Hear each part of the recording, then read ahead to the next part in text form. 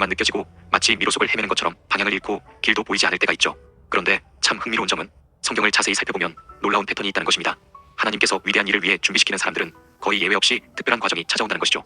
모세는 40년 광야 생활을, 요셉은 노예와 감옥에서 13년을, 다윗은 도망자의 삶을 살았습니다. 아브라함은 25년을 기다렸고 엘리야는 극심한 우울과 고독을 경험했습니다. 오늘 제가 여러분께 나누고 싶은 이야기는 바로 이것인데요. 하나님께서 특별한 목적을 위해 준비시키고 있는 사람들에게는 공통적으로 나타나는 놀라운 현상들이 있다는 것입니다. 이 영상을 끝까지 시청하신다면 지금의 이 여정이 왜 필요했는지, 그리고 그것이 하나님의 놀라운 목적과 어떻게 맞닿아 있는지를 알게 되실 것입니다. 자, 그럼 성경에서 발견되는 세 가지 강력한 말씀을 통해 하나님께서 준비시키는 사람들에게 나타나는 현상과 그 목적을 함께 나눠보겠습니다. 첫 번째 말씀은 이사야 43장 19절입니다. 보라, 내가 새 일을 행하리니 이제 나타낼 것이라.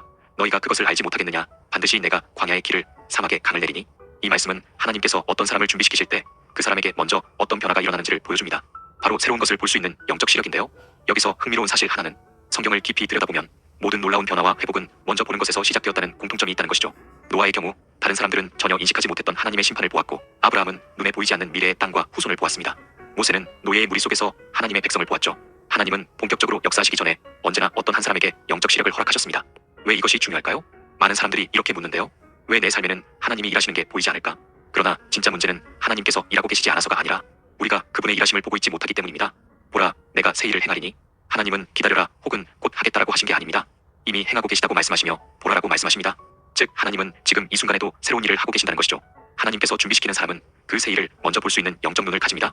우리가 종종 놓치기 쉬운 중요한 진리가 있는데요. 이미 우리 주변에는 광야의 길이 생기고 사막에 강이 흐르고 있지만 대부분의 사람들은 그것을 전혀 인식하지 못하고 있습니다. 하나님은 이미 여러분의 삶 속에서 놀라운 일을 시작하고 계시지만 그것을 보기 위해서는 영적인 시야가 열려야 한다는 것입니다. 엘리사의 이야기를 기억하시나요? 적군이 도성을 에워싸자 그의 사원은 두려움에 사로잡혔습니다. 하지만 엘리사는 이렇게 말합니다. 두려워하지 말라. 우리와 함께 한 자가 그들과 함께 한 자보다 많으니라. 그리고는 하나님께 이렇게 기도하죠. 여호와여, 원하건대 그의 눈을 열어서 보게 하옵소서. 그 순간 사원의 눈이 열리고 불말과 불병거로 가득 찬 하나님의 군대가 산을 둘러싸고 있는 것이 보였습니다. 여기서 중요한 점은 하나님의 군대가 기도 후에 나타난 것이 아니라는 것입니다. 그들은 이미 거기에 있었습니다. 다만 사원의 눈이 열리지 않았을 뿐인 것이죠.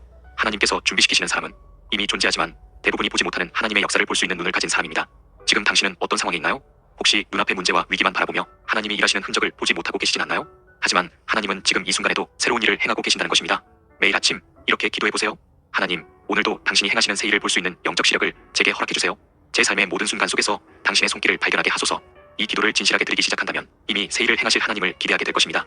그리고 바로 그것이 하나님께서 여러분을 특별한 목적을 위해 준비시키고 계시다는 첫 번째 증거입니다. 두 번째 말씀은 이사야 55장 8절 9절 말씀입니다. 내 생각은 너희 생각과 다르며 내 길은 너희 길과 다름이니라. 여호와의 말씀이니라. 이는 하늘이 땅보다 높음 같이 내 길은 너희 길보다 높으며 내 생각은 너희 생각보다 높음이니라. 하나님께서 준비시키시는 사람에게 나타나는 두 번째 특징, 바로 하나님의 관점으로 바라보고 생각하는 능력을 의미합니다. 이런 경험 혹시 있으신가요? 확신을 갖고 추진했던 일이 갑자기 무너져 내리고 철저히 준비했던 계획의 문이 닫혔을 때 그 순간엔 낙담과 혼란만이 남았지만 시간이 지나 돌아보니 그 좌절이 오히려 더 큰 축복이었구나 하고 고백하게 되는 경우 말입니다. 그럴 때 우리는 이렇게 말하잖아요. 하나님, 이게 당신의 계획이었군요. 바로 이 지점이 중요하다는 것입니다. 하나님께서 준비시키는 사람은 자기 중심적이고 제한된 사고방식에서 벗어나 하나님의 더 높은 관점과 생각으로 전환되기 시작합니다. 그런데 이 말씀에는 우리가 자주 놓치는 아주 흥미로운 통찰이 담겨 있는데요. 하늘이 땅보다 높음 같이. 여러분, 하늘과 땅의 차이가 어느 정도일까요? 천문학자들의 말에 따르면 우리가 관측할 수 있는 우주의 크기는 약 930억 광년에 달한다고 합니다. 하나님께서는 단순히 내 생각은 너희보다 조금 더 깊다고 말씀하신 게 아니라는 것이죠. 완전히 다른 차원, 즉 하늘과 땅만큼 압도적인 차이가 있다는 것을 강조하고 계신 것입니다. 왜 이것이 중요한 걸까요? 대부분의 사람들은 자신이 알고 있는 것, 느끼는 것, 경험한 것을 전부라고 생각합니다. 그래서 그 틀 안에서만 판단하고 해석하며 결정하죠. 하지만 하나님께서 준비시키는 사람은 다릅니다.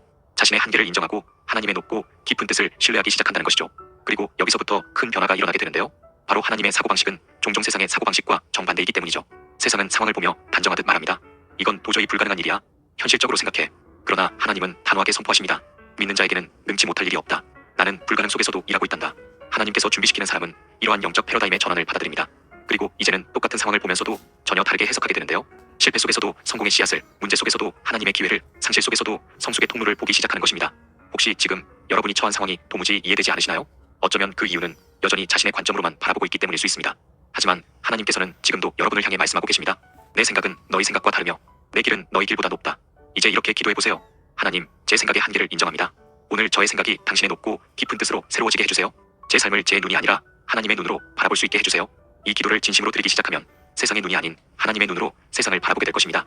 그리고 그것이 바로 하나님께서 여러분을 특별한 목적을 위해 준비시키고 계시다는 두 번째 증거입니다. 마지막 세 번째 말씀은 빌립보서 1장 6절 말씀입니다. 너희 속에 착한 일을 시작하신 이가 그리스도 예수의 날까지 이루실 줄을 우리는 확신하노라. 이 구절은 하나님께서 준비시키는 사람에게 나타나는 세 번째 특징을 보여줍니다. 바로 지속적인 변화와 성장의 과정 속에 있다는 것입니다. 흥미로운 사실은 모든 위대한 작품에 한 가지 공통점이 있다는 것인데요. 바로 시간이 필요하다는 사실입니다. 예를 들면 미켈란젤로가 조각한 다윗상은 완성까지 3년이 걸렸고 레오나르도 다빈치가 그린 모나리자는 4년이라는 긴 시간이 걸렸지요. 그렇다면 인생에서 가장 위대한 작품은 무엇일까요? 바로 여러분 자신이라는 것입니다. 하나님은 여러분을 단순한 종교인으로 남겨두지 않으십니다. 그분은 여러분을 하나의 걸작으로 빚어가고 계십니다. 에베소서 2장 10절은 이렇게 말합니다.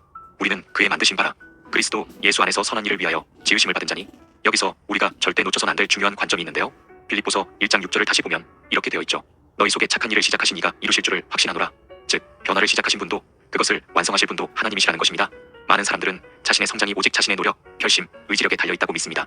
하지만 하나님께서 준비시키는 사람은 다르게 생각합니다. 그들은 변화의 주체가 자기 자신이 아니라 하나님이라는 사실을 알고 있는 것이죠. 성경은 이렇게 말하는데요. 너희 안에서 행하시는 이는 하나님이시니 자기의 기쁘신 뜻을 위하여 너희에게 소원을 두고 행하게 하시나니. 그렇기 때문에 우리는 자신을 향한 비난이나 낙심에서 벗어날 수 있습니다. 실패하고 또 반복되는 부족함에 실망할 때에도 하나님께서 여전히 그 안에서 역사하고 계심을 믿는 것이죠. 왜냐하면 이 변화의 여정은 내가 아닌 하나님의 신실하심에 기반하기 때문이라는 것입니다. 하나님은 지금도 여러분 안에서 작품을 만들고 계십니다. 그 작품은 아직 완성되지 않았고 우리는 여전히 진행 중인 작품이라는 것이죠. 그렇다면 그 완성의 날은 언제일까요? 성경은 분명히 말합니다. 그리스도 예수의 날까지, 주님이 다시 오시는 그날까지 우리는 계속해서 빚어지고 다듬어지며 변화될 것입니다. 그러니 매일 이렇게 고백해보세요. 하나님, 제 안에서 선한 일을 시작해주심에 감사드립니다. 저는 여전히 부족하지만 당신이 저를 완성하실 것을 믿습니다. 오늘도 당신의 손길에 저를 맡깁니다. 이 고백이 여러분을 자기 비난과 좌절에서 자유롭게 할 것이며 여러분을 변화시키고 계시다는 확신을 심어줄 것입니다. 그것이 바로 하나님께서 준비시키는 사람에게 나타나는 세 번째 특징입니다. 바로 끊임없는 변화와 성장의 과정 속에 있다는 것. 그 자체가 하나님의 손에 붙들려 있다는 강력한 증거라는 것이죠. 하나님께서 준비시키시는 사람들에게는 분명한 특징이 있습니다.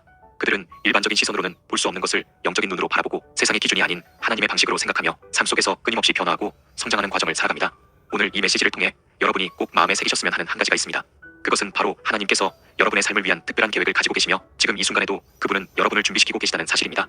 그래서 여러분은 더 이상 이전과 같은 눈으로 세상을 바라보지 않게 될 것이고 다른 시각과 태도로 세상을 대하게 되며 하나님 안에서 매일 조금씩 성장해가는 영적인 여정을 걷게 될 것입니다. 만약 이 메시지가 여러분의 마음에 울림을 주었다면 지금 아래 댓글에 이렇게 고백해주세요. 나는 하나님의 준비 과정 속에 있습니다. 그리고 이 영상이 여러분에게 유익하고 은혜로웠다면 지금 하나님 앞에서 같은 길을 걷고 있는 믿음의 사람들과도 꼭 함께 나눠주세요. 여러분의 한 번의 공유가 누군가에게는 깊은 위로와 새 힘이 될 수 있습니다.